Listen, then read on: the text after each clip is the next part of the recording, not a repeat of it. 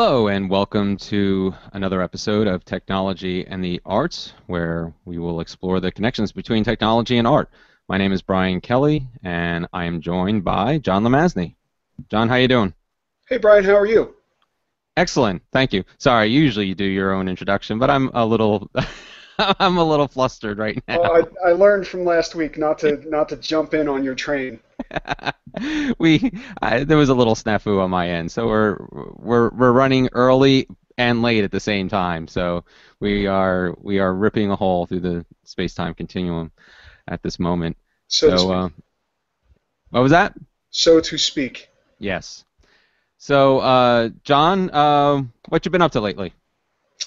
Well, I'm continuing on with my consulting business. I had some interesting work this week, working on WordPress for a couple of clients, and we're doing relaunches of various websites. And I'm never so happy as when I am able to utilize WordPress to help people to publish in effective, beautiful, and extensible ways. And it's always interesting and fun to learn yet another way in which tools like WordPress can solve problems. Excellent. Anything else going on? Yeah, this week we are going to be doing Scratch classes. I don't know if we've talked about Scratch in the past. I think we might have actually talked about it a little bit last week.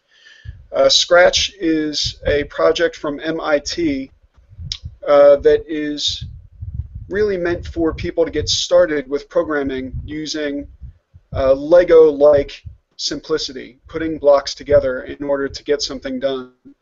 And in fact, the phenomenon of Scratch is referred to as block programming. And instead of typing in a command like 10 print hello, you might put in a block that says hello, and then add another block to it that allows you to sequence commands in the same way that you would in BASIC or C or JavaScript or anything else. But it's a visual paradigm, and it makes it very easy for people to begin to understand program thinking. And that's at scratch.mit.edu.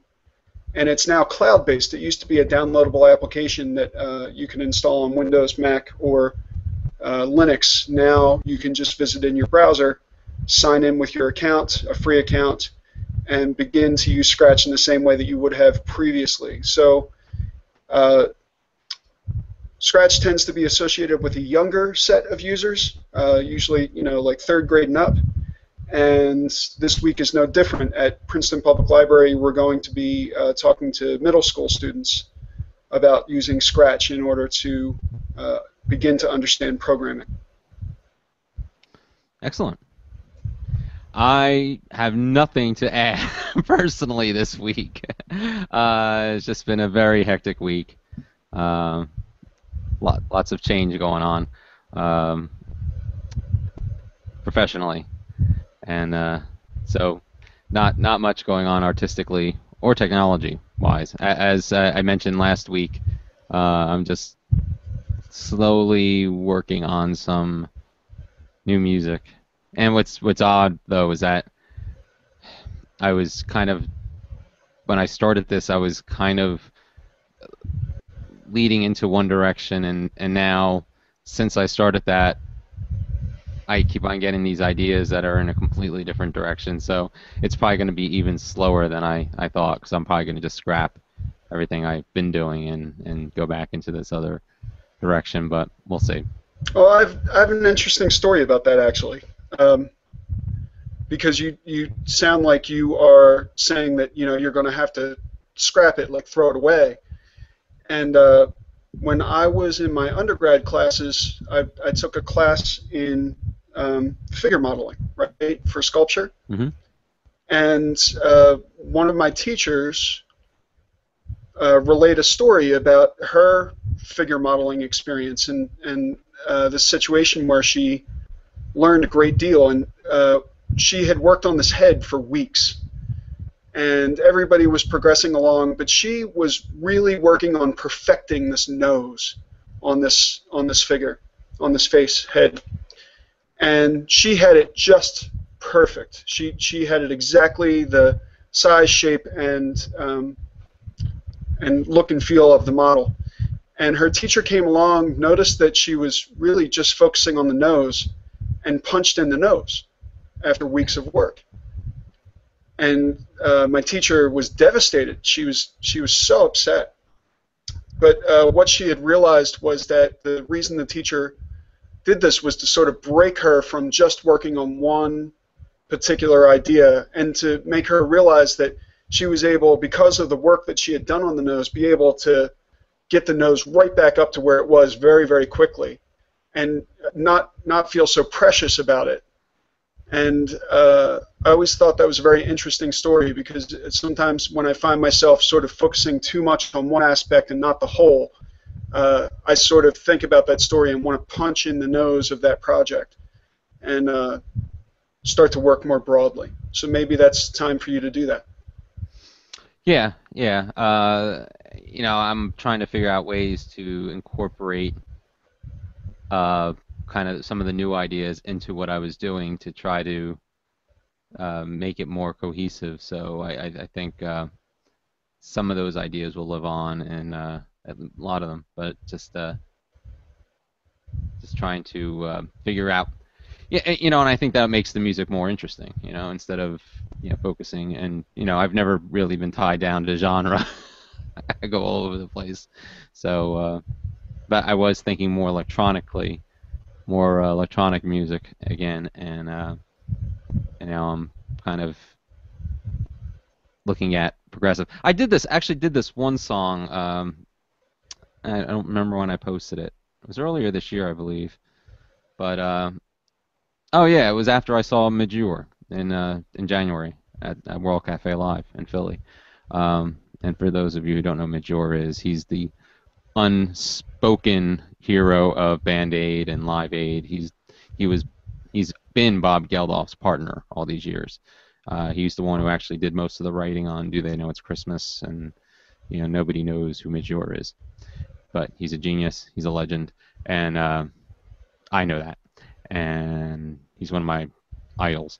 But he was also lead singer of Ultravox. Is because they are still around. They just put out a new album last year as well, and they got back together.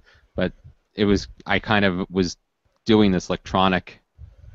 I was kind of inspired by the Ultravox song Vienna, and kind of did this real 80s sounding digital piano thing through the song to give it like this kind of classic feel, but still kind of natural, kind of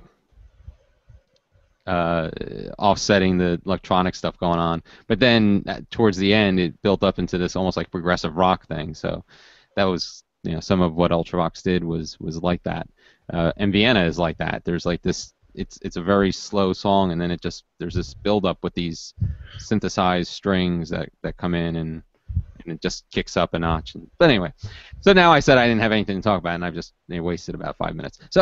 So I'm hoping to do some more of that, something that's kind of breaks down genres and goes into different areas. So that's all I have to say at this point. So what do you want to talk about this week as far as getting in depth or in focus or in perspective, as we used to say? Well, there's a lot of things to talk about. I know that one of the things you wanted to talk about was an aspect of Breaking Bad, and I guess I wanted to talk about that too. Oh, okay. Well, Andrew Huang did this video, and it's kind of gone viral. I've seen it on several posts, and let me see if I can screen share this. Let's see. Let me see how this works out. We're going to watch a clip, right? Yes, we're only going to watch a little bit. If at all.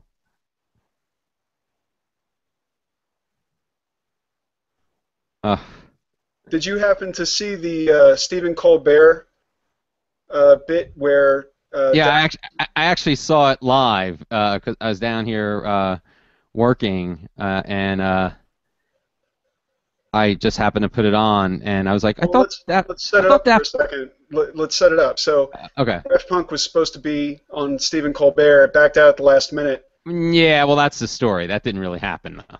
What happened?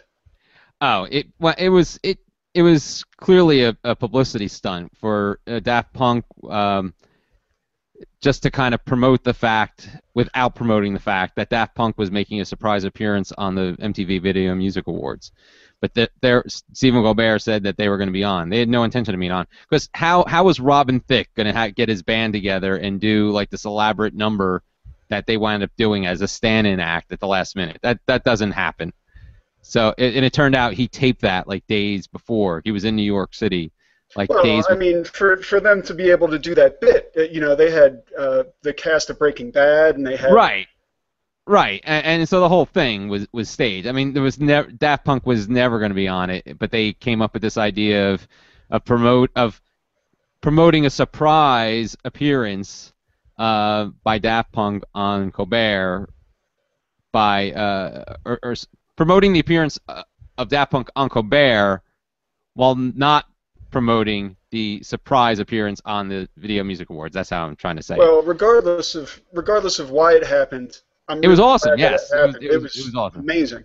Yeah, yeah, And whatever they did to make it believable, it was an amazing feat to be able to bring all those people together and to have such a funny set of images and to have such a memorable experience about such a great song from a great album from a great band, and all in good fun, it seems like.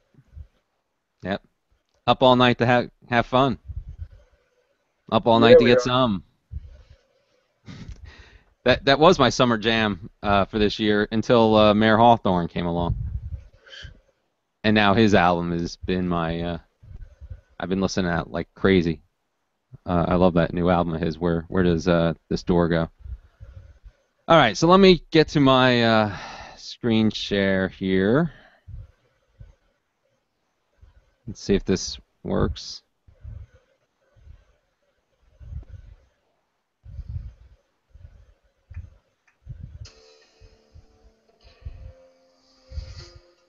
Yeah, not hearing it. Nope. Nope. But we could talk over it. Okay. Well, if you can, all right, we'll have to. That's a shame. You were able to do it. You Yep. did it once, right? Yep. I guess you're not going to do it. No, I'm not. Okay. It's a good way to get taken off of YouTube for sure. Uh, Trust me. I don't know. Dead air, Brian. Dead air. All right, I don't know how to. How do I get back here? Switch back. Click on the button again.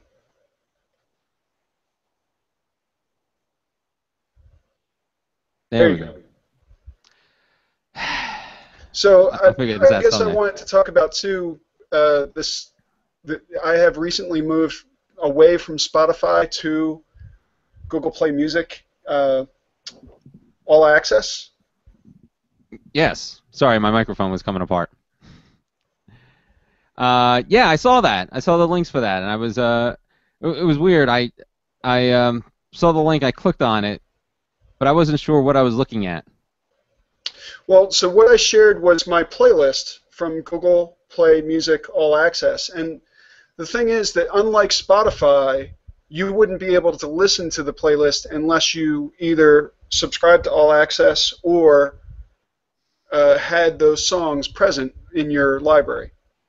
So you'd only be able to listen to previews. But the thing is that I had already collected a large amount of my music, all of my music really, in Google Music. And so it only made sense that I not have a secondary place where music existed in Spotify but rather be able to do all of that in one place.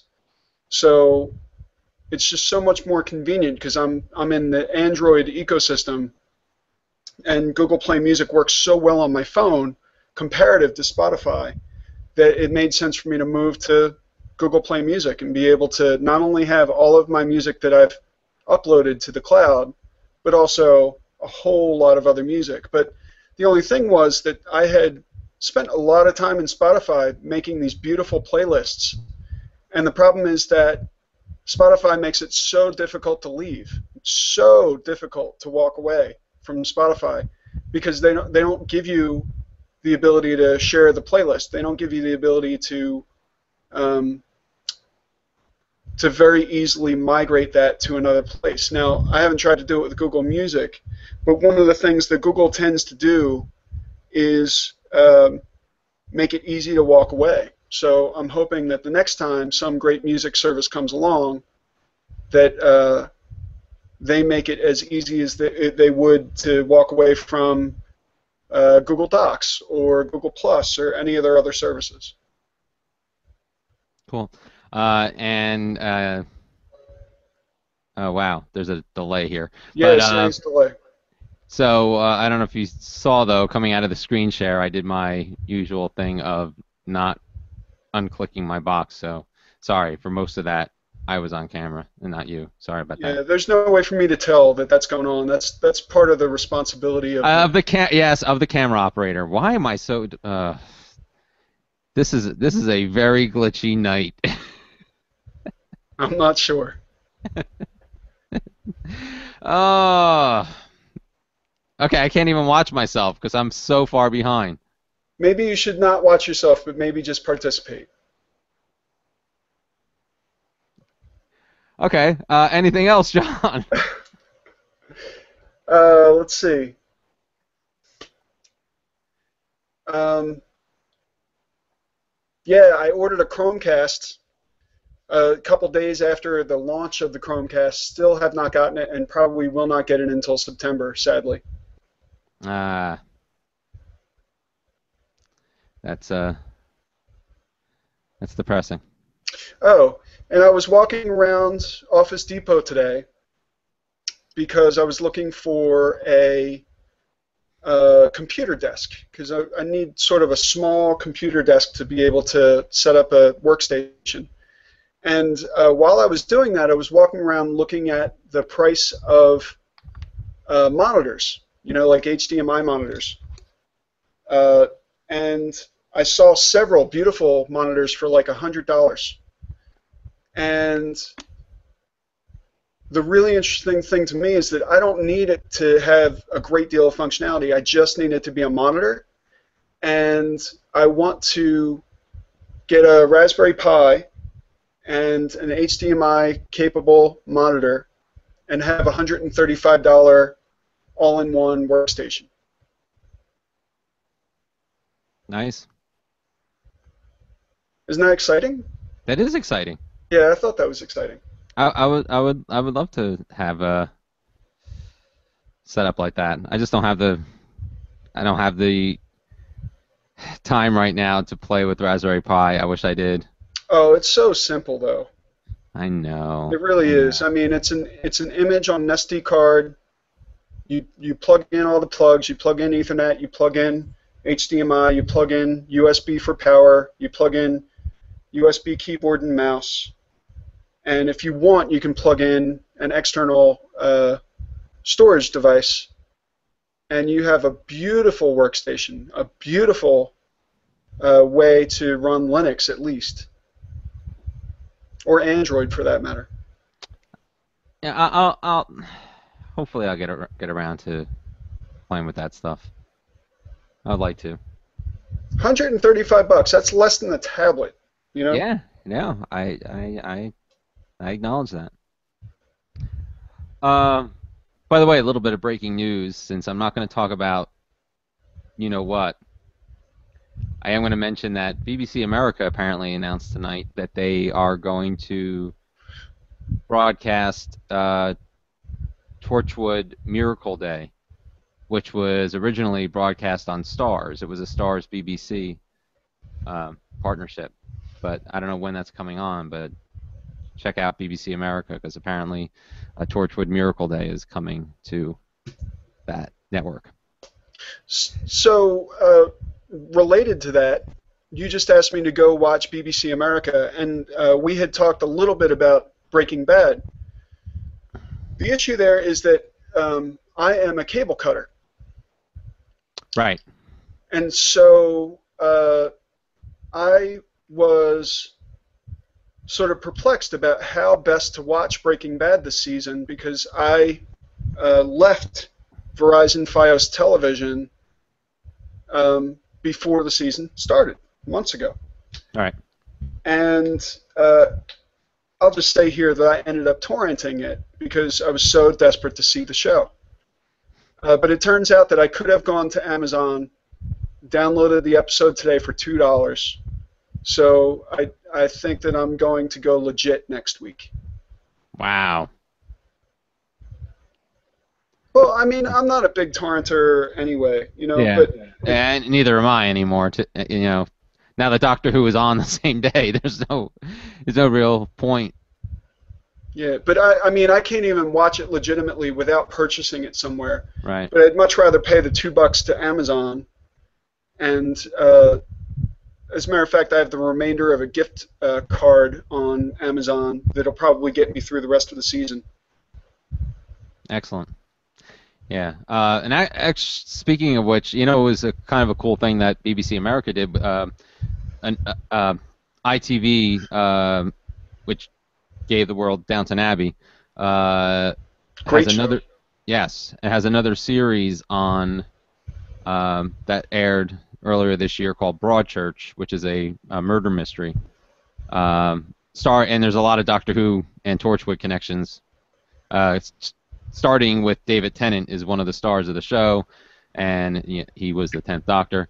But his partner, Olivia who's played by Olivia Colman, was actually had a bit part in the 11th Hour, which was Matt Smith's first episode as the Doctor, and Arthur Darvill, who played Rory Williams in Doctor Who, he's in it. Chris Chibnall, who is a Doctor Who and Torchwood writer, he created it. So there's a lot of Doctor Who and Torchwood connections. So that's what it first attracted me to it. But apparently, when it aired, it was a huge hit, and BBC America is airing it. But they actually put the entire first episode on YouTube, on their YouTube channel, which I thought was nice to get people hooked. But I would like to see more of that happen, where maybe a debut, pilot or series premiere, and it does happen. It gets put on iTunes or YouTube for free, but I like to see more of that. All right, one quick thing I also want to talk about was this application Loop for iPad and iPhone. I know that depresses you. I don't think there is a Android equivalent yet.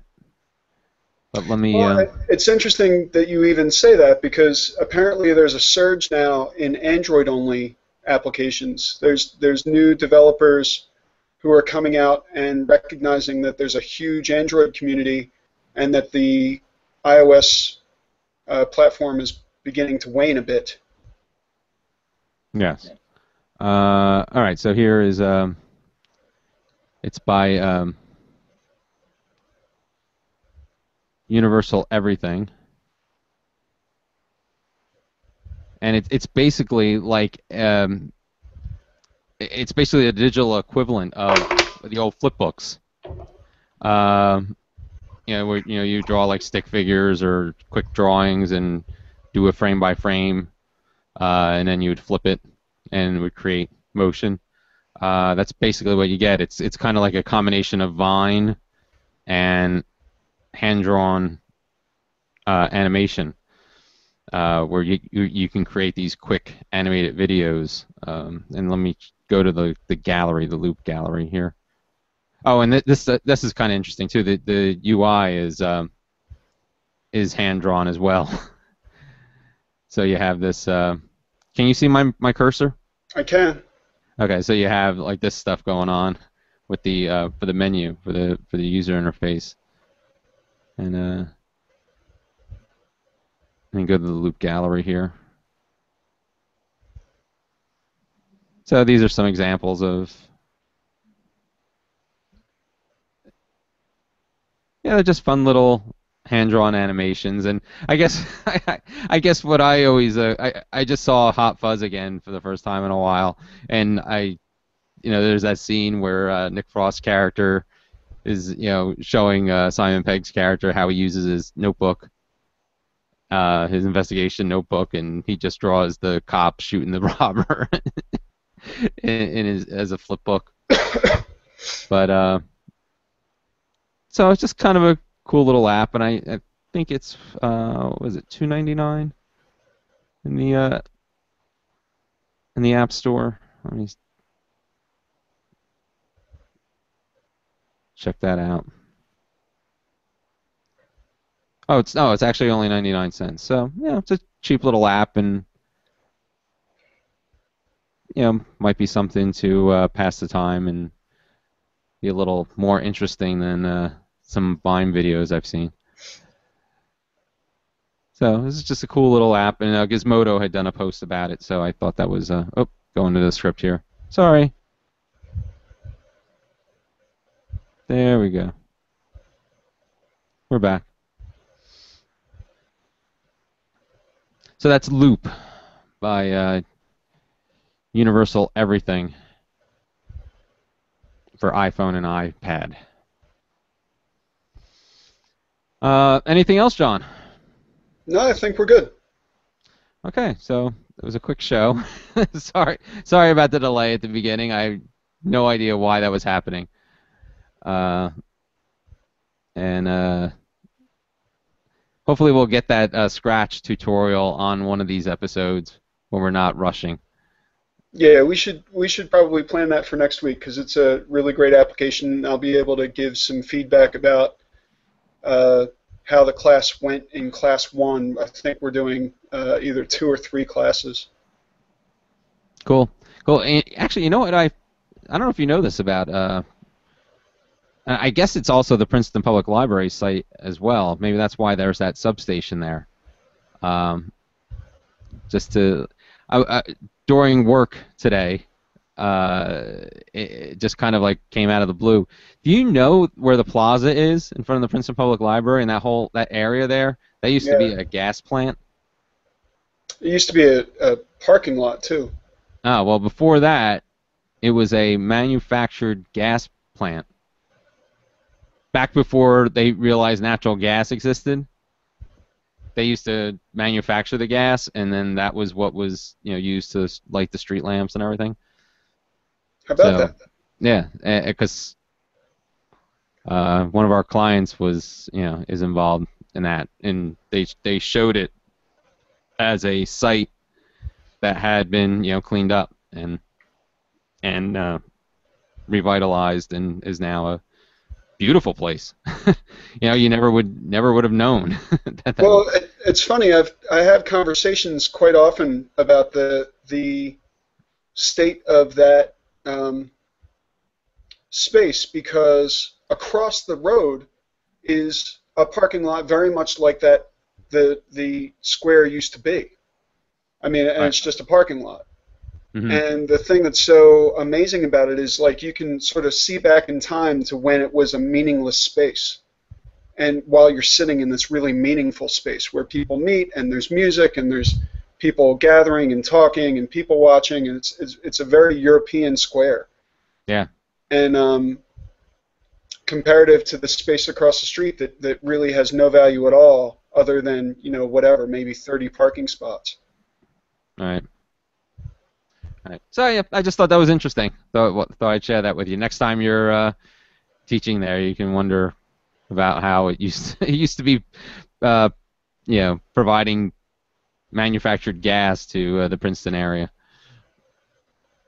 It's a long history. There's I think that the history of Princeton is fascinating, and I think that there's a lot of parts of it that are sort of hidden. Like the ghettos of Princeton. It's like not a lot of people really talk about that or focus on that, but There still are some ghettos in Princeton, really. Hmm. Yep.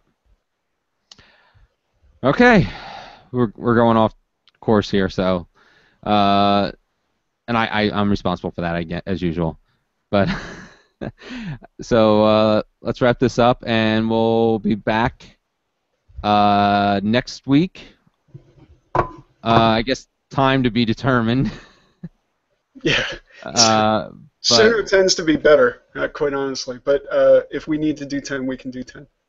uh, if you want to change it to 9, Well, we can probably have this conversation offline. yeah, that's probably better. Okay.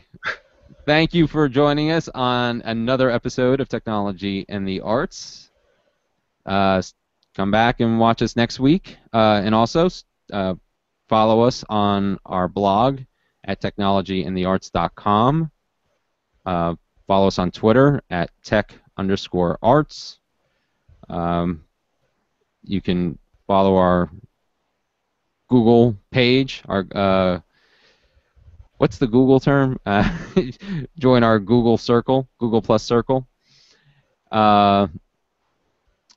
And go to our YouTube channel, youtube.com/technologyandthearts. For Technology and the Arts, this is Brian Kelly. And this is John Lemastny. Take care.